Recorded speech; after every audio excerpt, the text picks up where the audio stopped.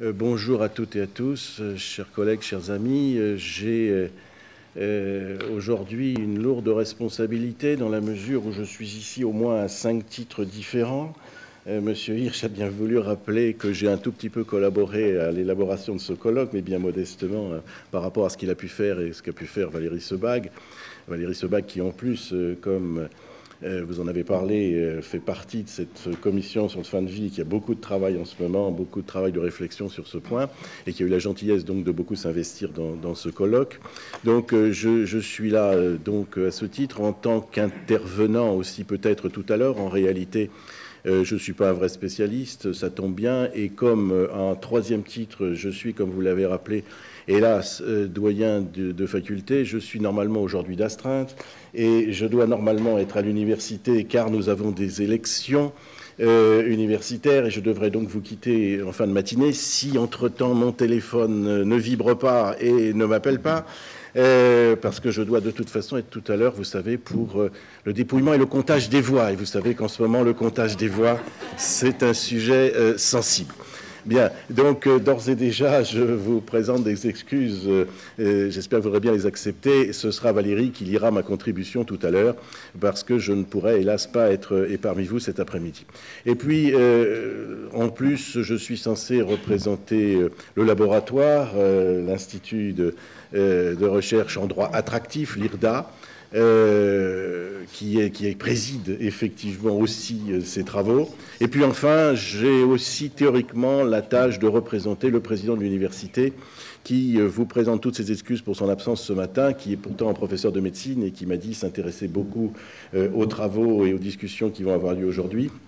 Mais je crois qu'il y a une réunion de la conférence des présidents d'université aujourd'hui, et notre président est candidat à la présidence de la conférence des présidents. Et comme il est le seul candidat, voilà, vous voyez la suite, et donc il peut difficilement être là encore parmi nous. Donc vous voyez, ça me fait 5 casquettes ce matin, c'est beaucoup, et donc c'est beaucoup trop pour moi, et vous m'en excuserez. Alors je voudrais simplement, pour ajouter un tout petit peu, mais ça sera très bref, dire combien je suis content que l'on multiplie des colloques pluridisciplinaires.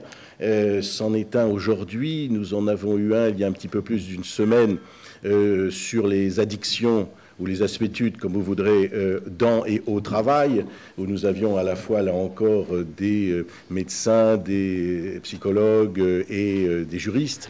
Et incontestablement, ces travaux pluridisciplinaires sont très, très enrichissants.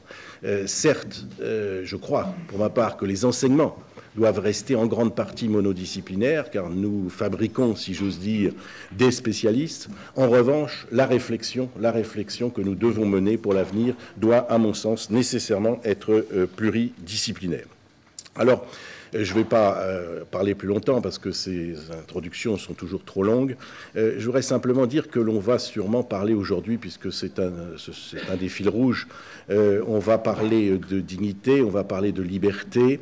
Je voudrais simplement dire qu'à mon sens, on parle peut-être trop de droit à la dignité et pas assez de devoir de ne pas être indigne. Parce que la dignité, c'est quand même quelque chose que l'on doit conquérir contre qui ? Contre d'autres êtres humains, pas contre les événements, contre la nature, contre les animaux. Et donc, pour ma part, je serais assez partisan de réclamer un devoir de non-indignité, plutôt encore qu'un droit à la dignité dans bien des circonstances. Mais je pense que moi, je ne suis qu'un amateur dans cette matière, et je pense que vos travaux nous apporteront beaucoup plus de lumière sur tous ces sujets. Et je donne tout de suite la parole au président de séance, monsieur le professeur Joël Ménard. Merci.